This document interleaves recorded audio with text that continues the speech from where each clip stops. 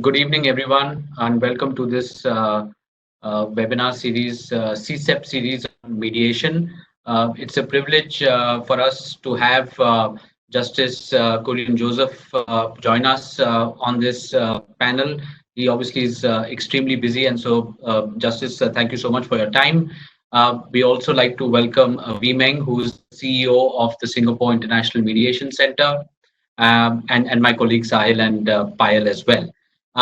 So let me briefly kick this off by simply saying that mediation and the manner in which disputes can in fact be settled by mediation has been around for a while.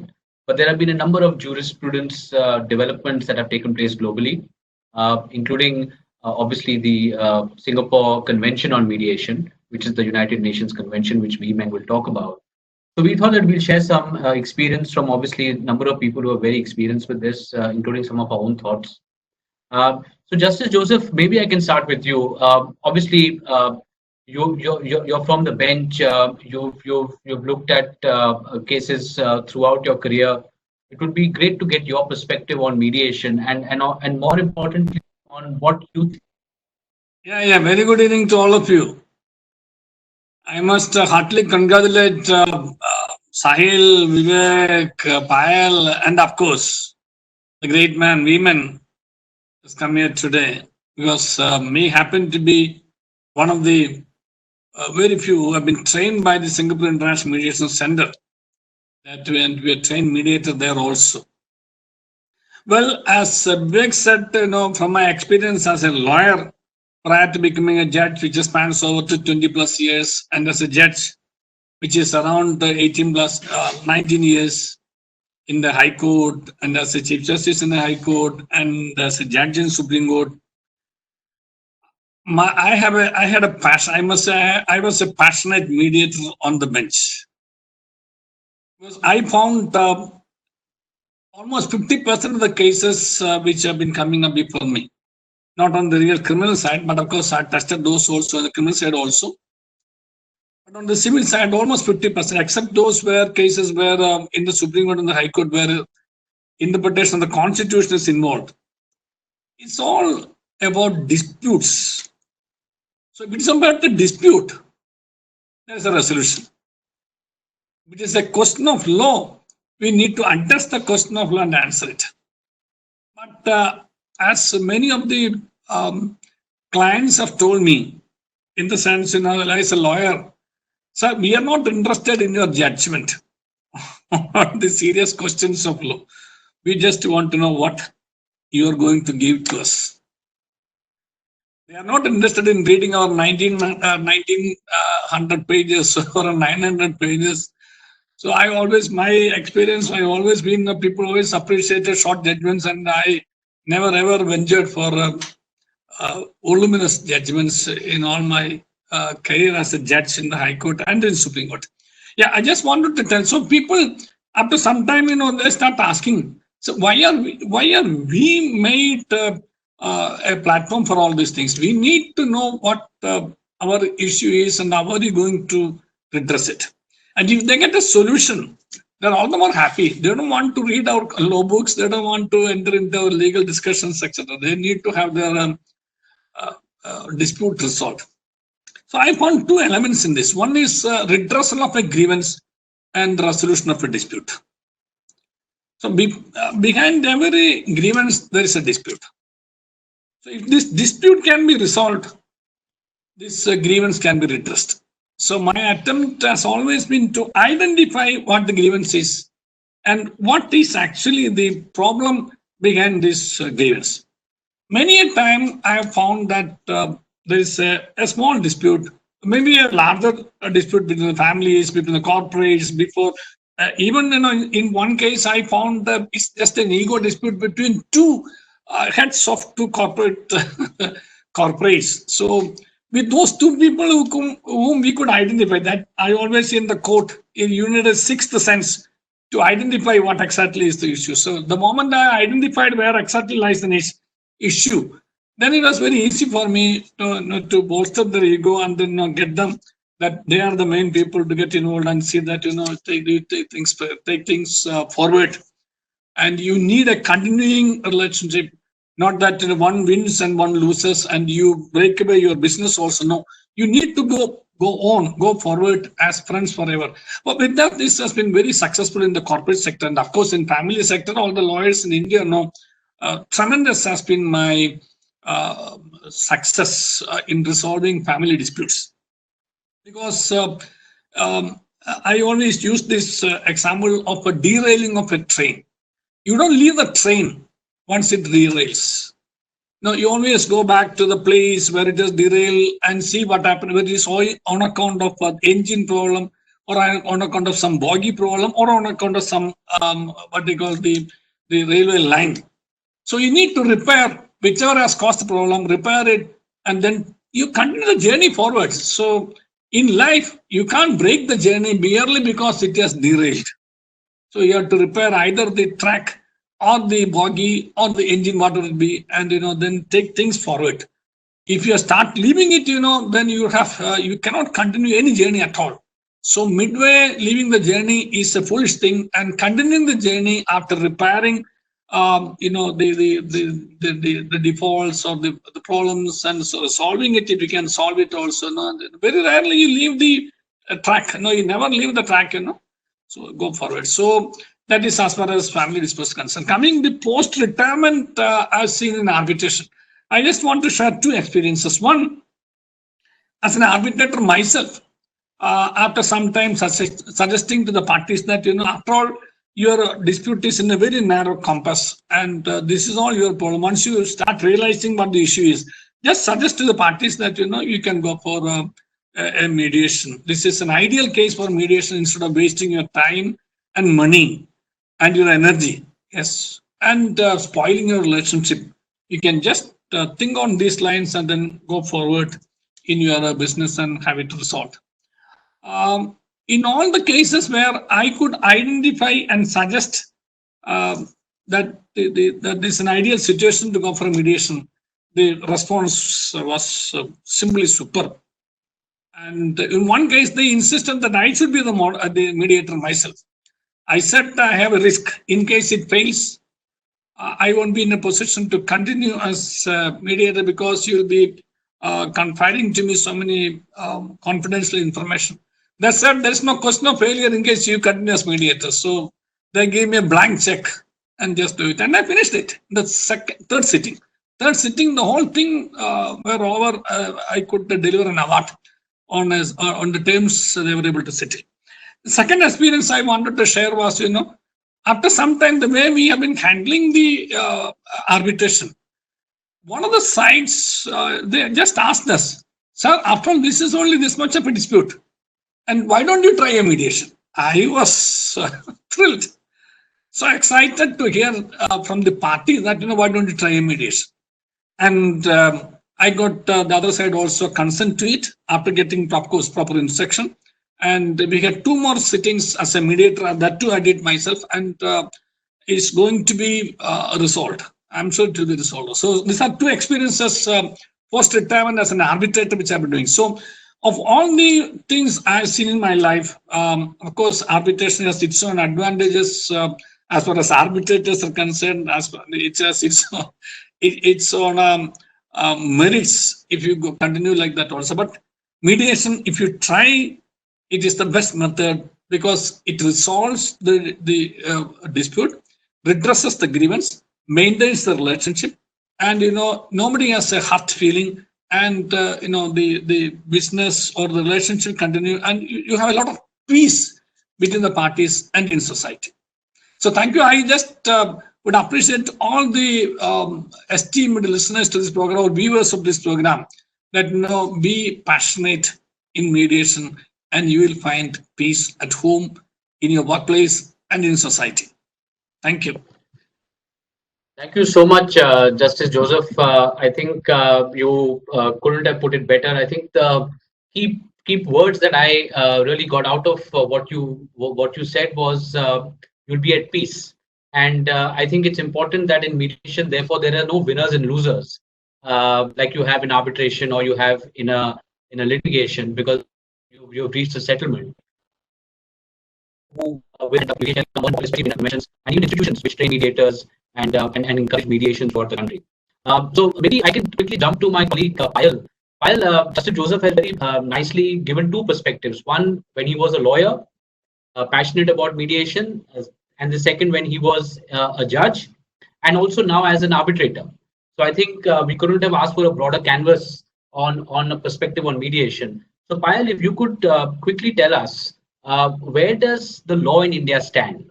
What kind of mediation do we currently have on the statute, books, pre-institution mediation, mediation with respect to commercial court matters, and also there's a Supreme Court committee, I believe, drafting rules on mediation. So if you could spend some time telling us where things stand in India on these few points.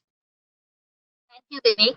Firstly, thank you, Justice Kurian, for joining us today. And you have set the right tone for today's session. And I think the keywords which I took away from it is the first thing is identify what the grievance is. And I think the second aspect, which I thought is particularly important, is the intention of the parties as well. Because I think mediation is something which is known to be voluntary. It is supposed to be flexible. It is supposed to give you the, actually, as Vivek said, it a broad canvas as well, where everybody comes into the mutual interest of both parties. It's not about winning or losing, but the mediator actually facilitating and actually providing you solutions and for you to take it up and go ahead in that. I think that's what summarizes mediation in a very layman's perspective. But moving as to how mediation has worked out in the Indian scenario, I think we would like to, I would like to take a step back and go back to see that it's not something which is embodied in a specific enactment as such in India, unlike the Arbitration and Conciliation Act itself. So the normal question which arises is, what is the difference between mediation and conciliation? Mediation, as I said, is a specific code. It's not a specific or a fixed procedure which is available where you're bound by a strict guidelines or a particular procedural mechanism. And you are merely there to facilitate a discussion and start a dialogue between two parties so that you reach some sort of a settlement. Whereas conciliation is slightly different. You have to go by the book. You have to go by the rules as prescribed under the Act itself and act more than a facilitator, but somebody who takes a proactive role and helps you reach a settlement. Now, this settlement is something once which is reached, it has the legal sanctity of an arbitral award under the Act itself. It's not something that India did with all of this just by having this Arbitration and Conciliation Act. It's something which the judiciary has been promoting, propagating for a long time. I think we can go back to almost 3 decades back when the first ruling came out where we dealt with the simple aspect of fundamental right of having access to justice. That's where in a Supreme Court ruling it was said that mediation is something which is extremely essential because you need to have easy access to justice. This was followed by Supreme Court actually setting up the committee, which was called the Mediation and Conciliation Project Committee, which came way back in 2005. The idea was to implement mediation in our country. Our people should understand the relevance of it and not just run to the courts to get their matters litigated. And now, obviously, go before the arbitrators. But the point is, did we have rules which could encompass the entire procedure? Did we have rules which told you how to deal with critical aspects like confidentiality, ensure there is no conflict of interest, and what at the end of the day happens to the decision? If you have a settlement, is it even enforceable? Or after a few months, you decide, sorry, this is not working out, let me go back to the court itself. So obviously, with this rules, with this committee being set up and draft mediation rules being brought in 2005, most high courts started having their own mediation rules. And judges, depending on the issue before them, thought, let's refer the matter to the mediation cell if it was thought to be apt, and especially for a kind of a matter which required mediation and not proper adjudication of disputes between the parties. Moving along from this, though we have these high court rules in place, it was not something which was working in that efficient a manner. There was no clarity on the procedure to be followed, and there are no data or statistics to tell how well they are being implemented. Come the new era with the introduction of the amendments to the Arbitration Conciliation Act and the Commercial Courts Act, that's when I think the government of mediation itself. And along with the amendments to the Commercial Courts Act came the concept of pre-institution mediation. I think it's a very significant change which came in the entire scenario because it boosted our economy. It gave a new, fresh look to how you approach commercial disputes itself in India. As a mandatory procedure, you now need to have pre-institution mediation before you institute a commercial suit. There are two benefits to this. First, the time period which you spend in this kind of mediation is not counted towards your limitation period itself. So as a result, you save the limitation. So if in case you need to go ahead and litigate, you have not lost time. The second aspect, when you have had a pre-institution mediation and you have achieved a result or a settlement, you can go back to the court and get it enforced as a decree of the court itself. So in a way, you have attained finality as well. I think there are two very interesting examples I would like to take over here, where the Supreme Court has dealt with the importance of mediation actually. I mean, let's talk about the Ayodhya dispute. I'm not going to go into the merits of the matter over here. It's a highly complex dispute. It's something which has a lot of sensitivities involved. People are talking about it. It's not just the judges and lawyers, their role. It's two sects and their viewpoints and opinions. And that's where the Supreme Court thought it's extremely critical. Let's send the matter for mediation. It just shows the relevance attached in commercial disputes, even in patent disputes, where we have seen the associated mediation. It's only been 2 months where in January, the Supreme Court actually set up a committee to come up with a procedure and guideline for mediators because they realized the importance to have a specific enactment like the Indian Mediation Act in place itself, a statute which will deal only with mediation and lay down the process to be followed, understand how these decisions are going to be.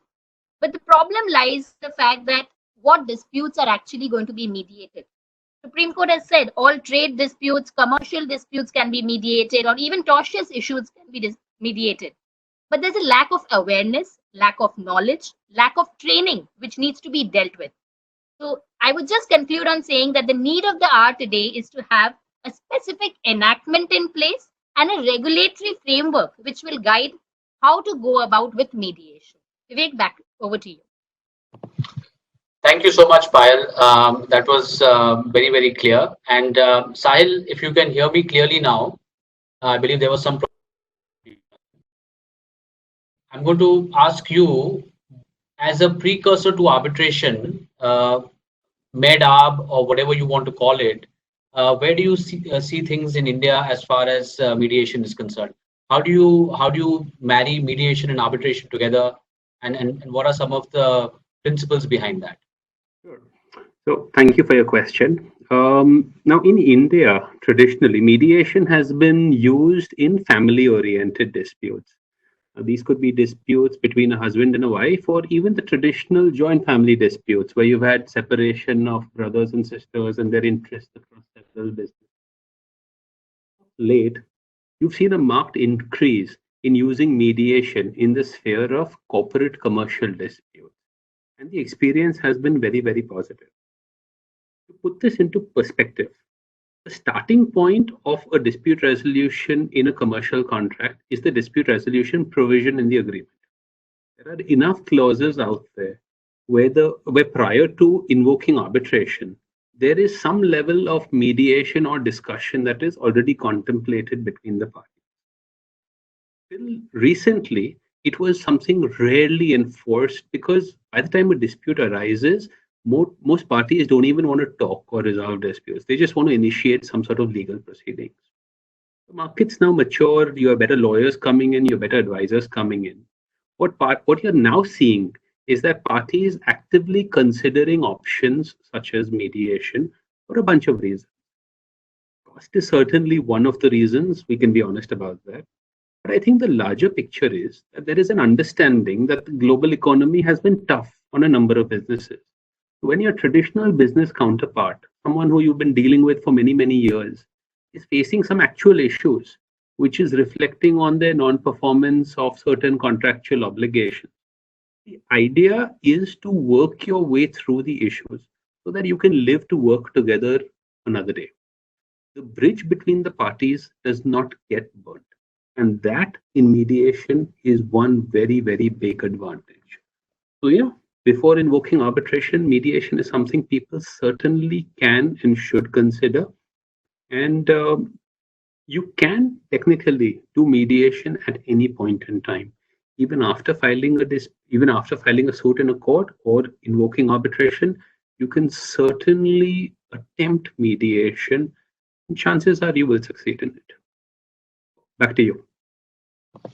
Thank you so much. And I think, Sahil, it's also therefore probably very important to ensure that the dispute resolution clauses are drafted in a manner that provides parties flexibility, if they so intended, to attempt mediation before they go into arbitration or before they go to court. And I think that's the other aspect. I think that will be important for people to ensure that the contracts are properly drafted with those elements. So I think this is a. So go ahead. Sorry, sir. Go ahead. I just said absolutely. Agreed with you. I think that's the best answer. And now I think you've heard enough of me and my colleagues from NDA. We had a grand opening with Justice Joseph, and now we're going to get Meng, who's the CEO of the Singapore International Mediation Centre, to give us his perspective on the Singapore Convention on Mediation, International Convention on Mediation, which is the United Nations recognized convention, as well as talk a little bit about the SIMC itself. Sitting here in Singapore, myself, I can tell you that the SIMC has been doing some wonderful work, and we would love to hear from Meng on all these developments in Singapore. So Meng, over to you. Thank you, Vivek. I hope you hear me well. Very clearly. Okay, great. So first of all, Justice Joseph, it's good to see you again. Wonderful to see you after so long. The last time was in Delhi, I recall, where we had the ceremony, and it was wonderful to have you there. You honor us, and it's a real privilege to be here on this panel with you. And Sahil, thank you for your invitation. It's always wonderful to work with some of the best law firms in India. And SIMC, our mandate is to promote mediation, and we can really see the growth of mediation, even over the last 2 or 3 years, how it has taken on so much focus and attention, especially with the signing of the Singapore Convention by India. That was a fantastic milestone, and it's our privilege to be here. So Sahil has given me 2 very difficult topics. So, and with the time that I have, I thought it would be good for us to have some visual aids so that we could follow along. I know that with WebEx, sometimes you are interrupted by, the internet, and we are talking about India and Singapore. There's a real distance, and there might be a lag. So I thought it would be good if we could do that. I've asked Jiyun from SIMC to help me with the charts, because I can only do one thing at a time, so you'll forgive me. So the topic that I'm given is evolution of Singapore Convention on Mediation and growth of Singapore International Mediation Centre. I think this topic is really timely when we look at how, when we look at the times that we are living in right now. We're all locked down in our homes, both in India and in Singapore, and yet, the world continues, right? Whether it's commercial relationship, whether it is legal obligations, all of that continues. And I feel that in a sense, we are in the eye of the storm right now. It seems a bit calm, and we can be at home, doing our work from home, spend more time with family, which is always a welcome thing. I don't know about my wife. You might think otherwise, but we are sort of right in the middle of something that's quite peaceful right now. My concern is that we are really facing a huge storm ahead of us.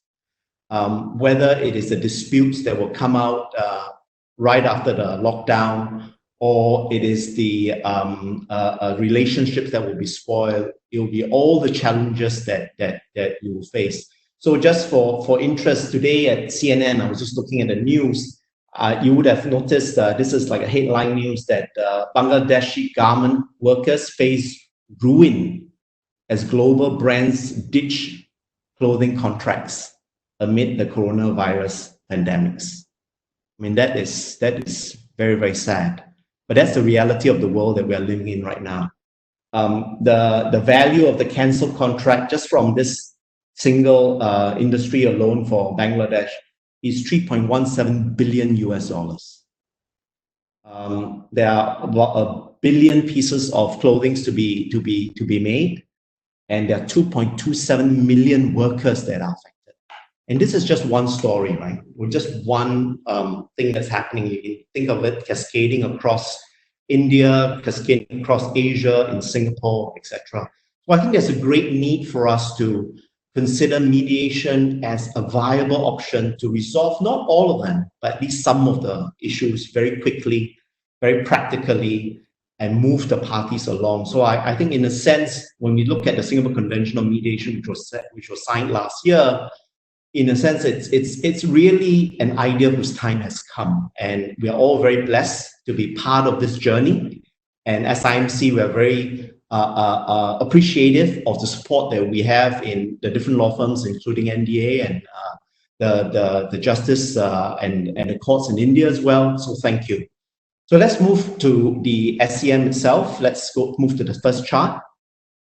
So I think this is a simple question that all lawyers would ask. If you're a party to a contract, would you not want it to be enforceable, right? If you think about it, a mediation agreement is basically a contract between two parties who have, with the help of a mediator, come to an agreement to settle an issue, and they have discussed the issue at great length, and they finally agreed on a set of terms. You would want such an agreement to be enforceable, like any other contract. So next chart. So this is a very interesting survey done by Queen Mary. Some of you may have seen it, but I thought it's still good for me to share, just in case there's some online who may not have seen this very important chart. This is a survey done by Queen Mary back in 2018, together with the law firm White & Case, where they asked the question, what is the preferred method of resolving cross-border disputes? What is your preferred method of resolving cross-border disputes? And they asked three groups primarily. They asked the private practitioners, they asked the arbitrators, and they asked the in-house counsel. As you can see from the chart itself, there were basically 4 answers given. What is the preferred method of resolving cross-border disputes? The first answer is international arbitration together with ADR. The second one is international arbitration as a standalone. The third is cross-border litigation. And then lastly, at the end, on the right, is cross-border litigation. You can see from this response that as far as in-house counsel is concerned, our clients, the people that we work with, the people that we serve, they would much prefer a hybrid method of both international arbitration together with ADR-like mediation. This is substantially higher than just international arbitration. It's twice the number of people who prefer the first hybrid method compared to just international arbitration alone. And if you compare that with just cross-border litigation and with the combination of that, that's even higher. So this is a very important study that was done in 2018, and this actually came from a previous study, and we could see that there's a growing number of in-house counsel who actually prefer this hybrid. So what is this hybrid? So if you go to the next chart. So in SIMC, together with SIAC, we have come up with what is called the Up protocol or the AMA protocol, and I'll give you a story at the end of one of these cases. It's basically a one-stop process where you start with arbitration, and after the arbitration tribunal is formed, the matter is transferred to mediation with SIMC, where within a period of 8 weeks, we will have the matter either resolved by mediation agreed by the parties, or if not, within that 8-week period, transferred back to arbitration. So it's a very seamless artful way of resolving issues with the Up protocol, because you then have the option of having the mediated agreement, if it is agreed, turn into an arbitration award and therefore enforceable in 160 over countries. If it is not resolved for any reason, it is only a delay of not more than 8 weeks. So it's like a little pause in the whole arbitration process. So this is what we have designed together with SIAC, and we've seen a great number of cases being resolved this way. In fact, 80% of the cases are resolved by Up have been successful. So I think this is something that all parties can consider if you want the advantage of both arbitration and mediation in one platform. So this is something for parties to consider. So next chart.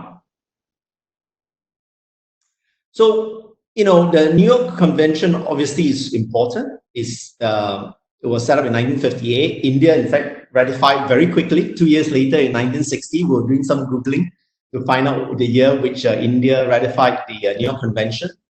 And for the international mediated settlement, the Singapore Convention was signed in 2019. And India signed it in 2019, the same on the day that the convention was launched, and we are waiting now for the ratification. And I do hope that it will happen soon. Next chart. So, what is the Singapore Convention on Mediation? Next chart. Well, there's a history to it. Very quickly on the background, the convention actually, the discussion of it actually started in 2014. When the US proposed a multilateral convention for enforcement of international commercial agreements. So that discussion actually came up and it started to take roots. And over a course of 3 or 4 years, from 2015 to 2017, there have been 6 sessions in United Nations where more than 85 member states and other NGOs met together, worked very hard to come up with this convention.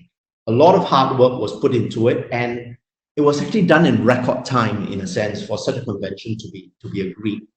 And in 2018, 20th December, the UN General Assembly adopted the convention, and of course, it was signed on 7th of August last year, on 2018 last year, to much celebration.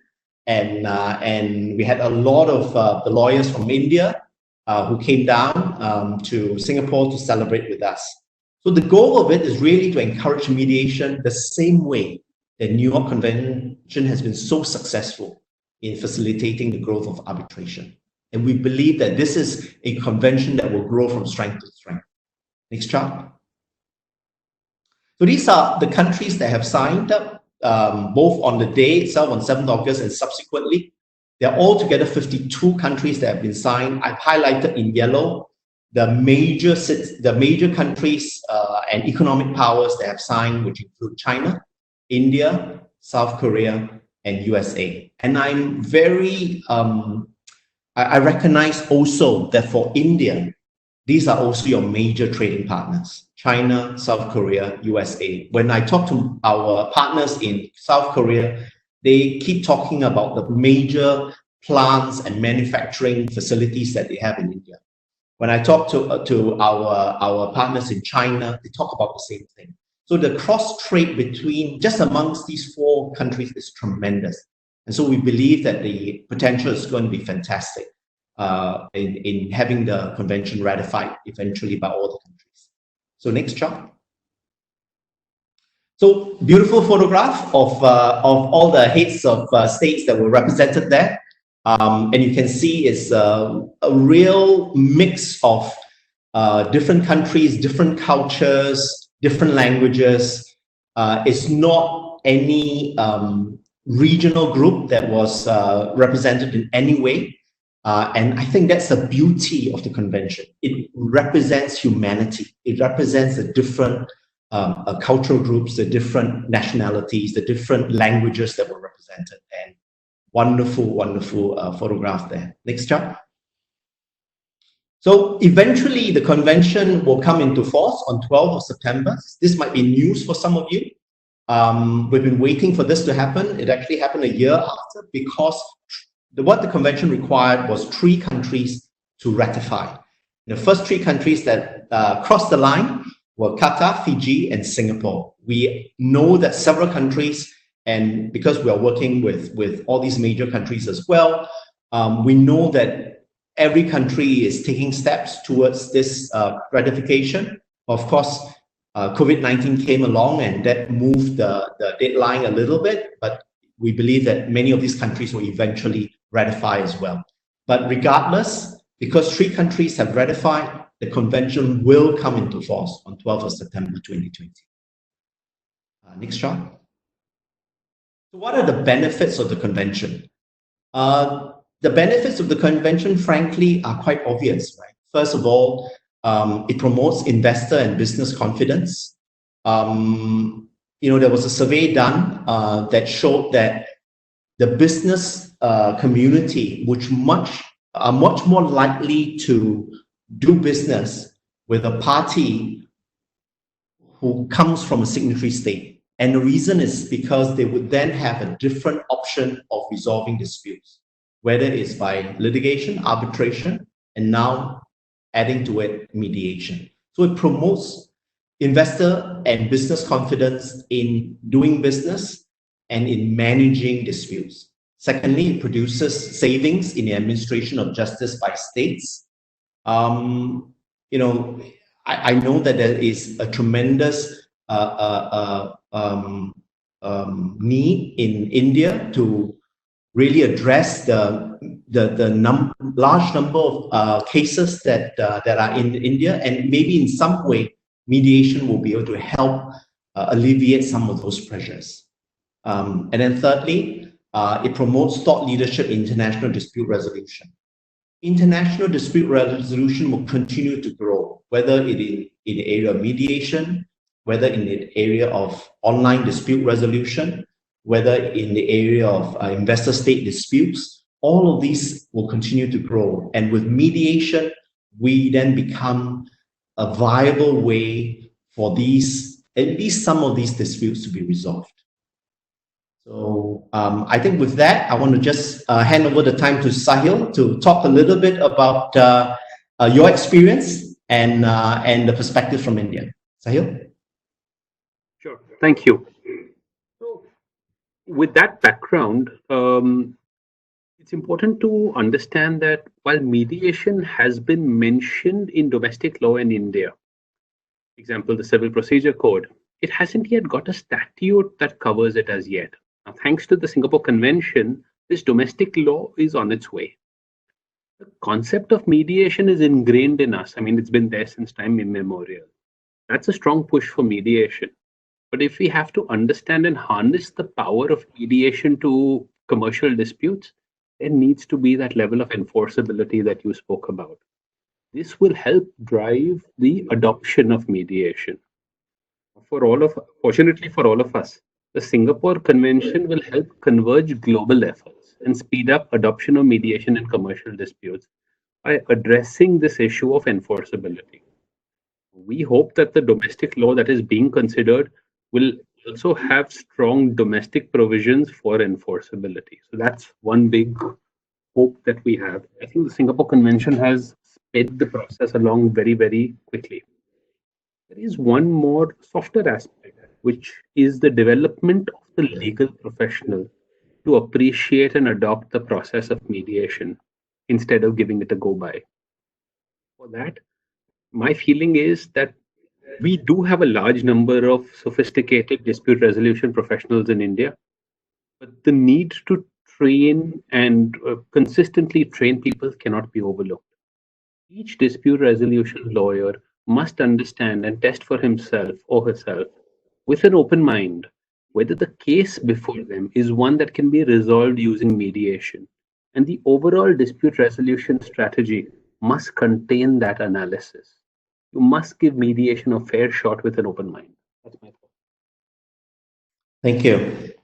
Thanks, Sahil. So, I think we live in a really interesting times to have the benefit of mediation. I remember when I first started practice, there's no such thing as commercial mediation. It's a concept that's so far removed. But now I think we are so privileged to be part of this journey. So let's move to the next chart. So I'm going to talk about my favorite topic, SIMC, and how the growth of SIMC has hopefully helped to promote mediation, not only in Singapore, but really across the region. That's why we're really focused on our partnerships in India. So the next chart that I have. Well, just very quickly, just to be very clear, SIMC is a not-for-profit organization. We are doing this so that we could promote mediation, and we're not here to earn revenue or profit per se. So it was launched in 2014, so it's a fairly young organization, slightly over 5 years. And there you see photographs of the opening back in 2014. The opening by our Minister of Law, Mr. K. Shanmugam, as well as our Chief Justice, Mr. Sundaresh Menon. So next chart. Very quickly, some of the services that we provide. We are basically a center for holding and managing cases. But as a result of that, we also do some training. We have a very eminent group of mediators around the world. I'll talk a little bit about that in a little while. And I talked a little bit about AMEDAP earlier. And also we have the Singapore Infrastructure Dispute Management Protocol, which is really a protocol that's used to manage large and complex construction disputes. So it's like a dispute board. So next one. So these are just some beautiful shots of some of our mediators. As you can see, they come from all over the world.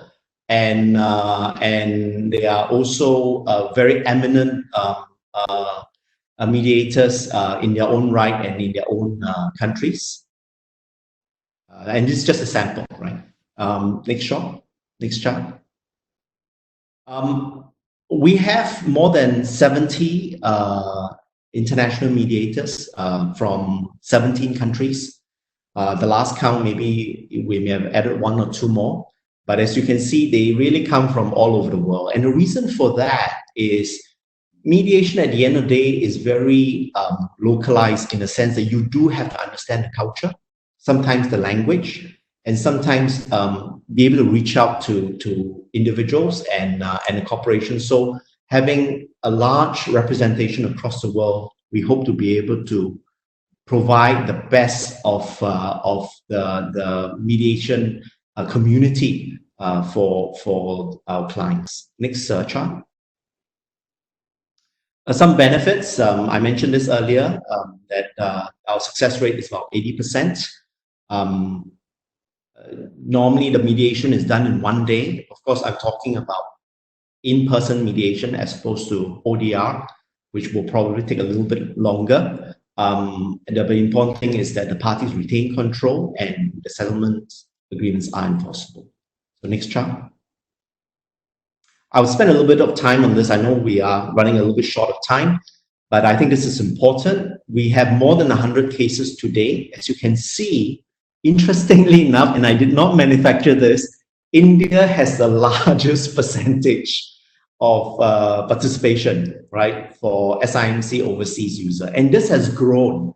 I've been looking at this chart, over the course of more than a year now, and I see how India has grown over time. So now India is 23%, and as you can see, the rest of the countries are also from all over. We do have very large total dispute value, more than 3.6 billion, which Singapore dollars was about more than 3 billion US dollars. And so, you are talking about, on average, every case is about 30 million US dollars. So we're talking about large, valued, complex cases that we try to help parties to resolve. Next chart. Some of the sectors that we cover, I'll talk a little bit about that with some of the stories that I'm going to tell. But I think I want to really get to the 3 examples that I have in store. So we move to the next chart. Okay, the first case, AMA case energy. This is a really interesting case because this demonstrates the power of the AMEDAP protocol I was talking about. This is a case where we had a North Asian country who is the provider of technology, working with a Middle East financier to work in a Southeast Asian country, which actually was in need of energy. So there was a huge dispute as a result of the quality of the products that were supplied, the delays, etc. Through the AMA protocol, this huge dispute was resolved within 1 day. And after it was resolved, it is enforceable in Singapore, enforceable in the particular country in Middle East, as well as in a North Asia country. And that was because it is under the AMA regime, under the New York Convention. This was a case where all the parties were extremely pleased with the outcome, and a huge dispute was able to be resolved, and that particular energy issue, which that Southeast Asian country needed very much, could continue and be developed. So that helped with that. So with the next case, this is a joint venture case, and you will find that in mediation, joint ventures are particularly helpful and useful because of the relationship of the parties. Now, this joint venture is between a South Korean joint venture partner with a US joint venture partner, and they were building a manufacturing plant in Vietnam. Now, because of the failure of the joint venture, the parties were going to close the joint venture in Vietnam. So thousands of jobs are going to be lost. Possibly tens of thousands of jobs are going to be lost in Vietnam. As a result of this dispute, SIMC actually flew our mediator from Singapore to South Korea, where the mediation took place in Seoul, not in Singapore, in Seoul, where the US party flew in, and we were again able to resolve this dispute in 1 day. And you know, it sounds quite incredible, but it happened. When I say 1 day, I do not mean 6 o'clock in the evening. It ended at about 10, 11 o'clock at night, but still the parties were very happy that this huge dispute was resolved, and they were able to come to an arrangement where one party buys out the other party at a price that was agreed, and the party that's being bought out continued to provide services to the joint venture. So it's really a win-win-win for all three parties. And the people that were most appreciative, and we still get thank you notes sometimes from Vietnam, is because they saved their jobs at the end of the day. They managed to continue that joint venture manufacturing business. So this is another great example of how we were able to help the parties to appreciate the culture. And the reason why it was held in Seoul was also to give respect to the South Korean joint venture partner, that we wanted that mediation to take place there instead of in the US or in Singapore. So that helped to push the discussion going, and we were very pleased that it was resolved, and the parties continue today to work together. So that's great news. The last example that I have is an IP case, and I think IP litigation, sometimes people think it's very difficult to have a mediation, frankly, because there are so many elements involved. There are potentially issues of intellectual property rights. There are potential issues of even some criminal actions that might be involved with the raids that happen. So in this particular case, it is a US technology company that had products that were being pilfered in their manufacturing plant in Asia. I won't tell you which country it is, but products were being stolen from the plant. Large number, millions of dollars were stolen. Somehow they resurfaced in Singapore, where they were being resold by a reseller. So the US technology company sued the reseller for breach of trademark and various other damages that they were seeking. Now, this matter went before the court, and many times they tried to settle, they were not able to settle on their own. Eventually, it came to SIMC, and again, within a day, within 1 day, we were able to have the parties meet and come to an agreement to settle this case. And let me tell you what the breaking point was, right, to help to the matters, help the parties to settle this. What happened was that from the US parties' perspective, what is their real interest? Their real interest is not really the damages that they will get from this reseller. Of course, that's important, but that's not the main thing. What they want to solve is what's happening in the country where the manufacturing takes place. They want to go upstream to where the manufacturing takes place and stop the issues there. But they can only do so if they get the help of this reseller. So the breakthrough came when this reseller agreed to help the US company to investigate what happened at the plant, what happened at the manufacturing plant. And with that, the US company was willing to come to a much lower settlement amount, pay in installments, some amounts that the reseller, they are really a very small outfit, you think about it, something that they can afford. So the matter was resolved. The US company was happy because they can address the issue at its roots, where the issues, where the products were being pilfered. The Singapore reseller was happy because they were able to move on with their life with the payment of damages with an installment basis. So it's a wonderful example of how in the mediation itself, this was resolved. But if you think about it, if they had gone to court, it would be very difficult for a judge to order the reseller to cooperate in the investigation with the US company. Very, very difficult. I don't see that happening. It's not within the mandate of the court to order them to do that. So even if the judge has given a huge settlement, a huge award, that doesn't really address the US company's concern. And guess what? The reseller won't be able to afford it. They'll go into bankruptcy. Nothing will get paid. It's just misery all around. Well, in this mediated arrangement, in this mediated agreement, they were able to find a solution that was good for all. So I think I really like the story too, and I want to share it with all of you as to how mediation can be so powerful. Something that sometimes a sitting judge or even an arbitrator would not be able to provide to the parties. So the next chart. SIMC in India. So with this, I would just want to hand the time to Sahil because I just want to first show the photograph. You can see the luminaries of India being represented there. So these are the training that we did in Bangalore, and then a appointment ceremony that we did in Delhi last year. So we're very, very, very honored to have all the participants there, including Justice Joseph, to be one of our very honored participants for the training. So I'll hand the time to Sahil. Thank you so much. I think you had some fantastic experiences that you shared with us, and just reasserts the power of mediation. Now, unlike your traditional dispute resolution mechanism, mediation is only as good as the mediator.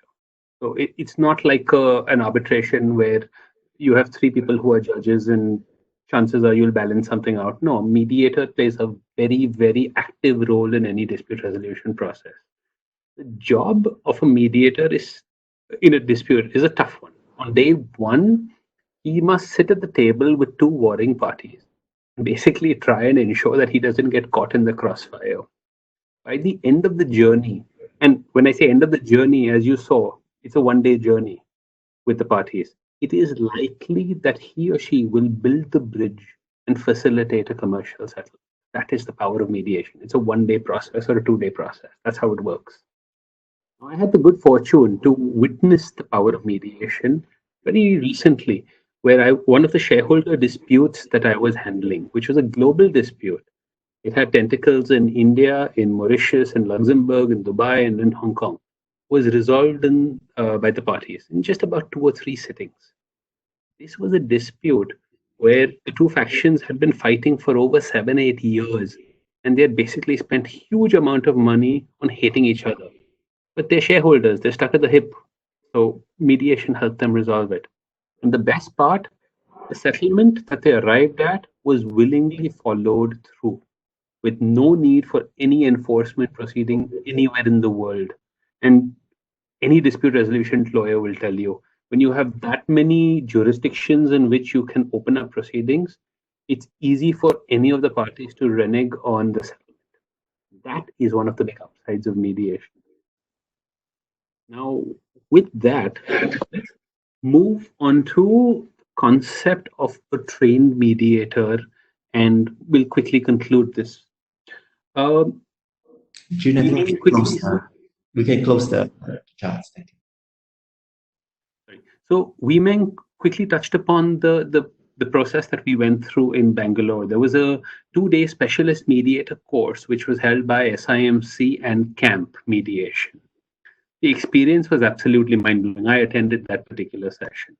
We actually spent some time going over the basics of mediation. The practical side of the workshop, where we actually role-played and understood what drives human sentiment, reminded me once again that there is more to being a dispute resolution lawyer than just being a type A shark. You have to always, always, always keep the commercial objective of your client at the fore, not just about winning. Sometimes salvaging the relationship is more important from a long-term perspective. Mediation is just that. It allows each party to understand and explore all their alternatives in a safe environment. It allows each party to resolve their differences while understanding that the resolution that they got is one that they're happy with. So it's a very different mechanism, and it's got tremendous upside, can be utilized for most corporate commercial disputes. So consider it and use it. Now, with that, I think I'll hand it over back to Vivek. Thank you. Thanks, Sahil. I think we've got we were where we work with the time, but we have a number of questions. I'm going to just pick 2 questions, and whoever feels like answering them. If Justice Joseph, if you're still there, I can't see you on my screen, but if you're still there, I do have a question for you. Yeah. Okay. So one of the questions, sir, is with respect to when courts are appointing arbitrators, there is a tendency to appoint retired judges, or sorry, when I meant mediators, tendency to appoint lawyers or maybe even retired judges. Is there an avenue for trained mediators who may not be lawyers or even retired judges? In the US, for example, I attended one mediation which was conducted by the American Arbitration Association. It was a successful mediation in 1 day, and the mediator was not a lawyer, but he played a very, very important role. So, your views on non-lawyer, non-judge mediators? Yeah, Vivek, it's a good question, because courts generally tend to appoint people in whom they have some confidence. That's one thing. So that way, the familiarity is with the judges, whether judges, versus judges, or the lawyers. But I would really welcome this non-lawyer, non-judge mediator, because they have, according to me, they have a wider perspective. My experience with in one of the mediations with one of such people was an engineer. He had a different and a wider angle than the lawyer or a judge. So it's always a welcome process, and we should bring to the notice of the court that people who are not lawyers and judges would be, maybe in some situations, given situations, better mediators. Thank you. And then there's one last question I have, and for all panelists, whoever wants to take it up, it's a very interesting question. The question is that there are now, Meng, you touched upon this, post-COVID, when a number of commercial contracts go up in the air and you have disputes, many of these contracts may not have mediation clauses. Is there a way in which lawyers and the parties themselves can actually, and maybe SIMC and other institutions can actually get these parties who are parties to these contracts to try mediation before they go into their traditional arbitration or dispute resolution? The contracts don't have mediation clauses. Where do you see that? Maybe you want to take it up. Yeah, sure. And I would invite Sahil as well. Obviously from our perspective, as long as the parties are willing to mediate, they don't need a provision. They can mediate at any time. And even if they're in the middle of a litigation or arbitration, they can also mediate. To me, the advantage of mediation during this time, and which is why, Sahil, maybe we should do another session on online mediation so that we can demonstrate to the parties, to the participants here, is that during this time of COVID, no matter how long the lockdown is going to be, the exciting thing to me is that the parties who are able to resolve their problems now will come out of the gate much faster, much more able to resolve the kind of recession that every country is going to face, the kind of cash flow issues that they're going to face. So to me, it's really going to be the survival of the fittest, unfortunately, right, for a lot of our clients. So to me, if a lot of the work can be done now, or even immediately after, because there'll be a lot of chaos and confusion immediately after the lockdown is lifted, I think we'll be doing our clients a lot of service, and our clients will be doing themselves a lot of service. If not all the issues can be resolved, even partially, even a part of the issues are resolved, it's going to be a huge advantage because they're going to go so much faster compared to their competitor who are bogged down by litigation and arbitration. Thank you. Yes, Justice. So you don't require a clause in your agreements for mediation. Arbitration is mandatory because being a voluntary process, you can always bring it to the notice of either the court or mutually also. Why don't we try? And the lawyers can definitely facilitate this process of going from, because you don't require a mandatory clause. Because being an voluntary process, you can always bring it to the notice of the court, or the respective lawyers can take the initiative. Thank you so much. I would appreciate what Vivek said. It requires this idea to be brought to the notice of the parties that online also is possible, because it has become the need of the hour. We don't know how long this is going to continue. So maybe the Singapore Center can again take this initiative of introducing something of online mediation. We can have a training session also, or even a role play also as of online mediation, so that the people come to know that there is a possibility. Wonderful. Thank you so much. Thank you so much, Justice Kurian. I think that's a great way to end this discussion. I think Meng, Sahil, you have your work cut out. Payel, the next one is going to be on online mediation. There is a question on when SIMC is going to do further training. So thank you so much, everyone. Thank you for our panelists and to all our participants.